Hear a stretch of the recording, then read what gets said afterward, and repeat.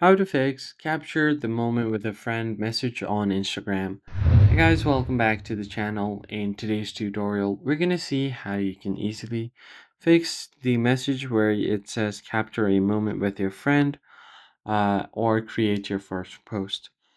So what happens is if you create a new account on Instagram, uh, right under your post section, you can find the option to create your first post to share your point of view. Or instead of this, you can find the message called capture the moment with a friend.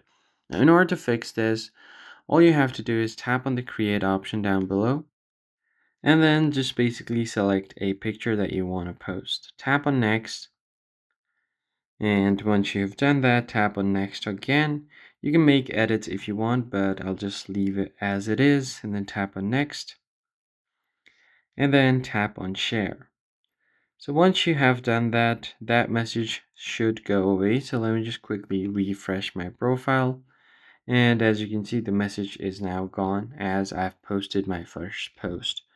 That's basically it, guys. If you found the tutorial helpful, hit the like button down below, subscribe to the channel, and I'll catch you guys in the next video. Thanks for watching.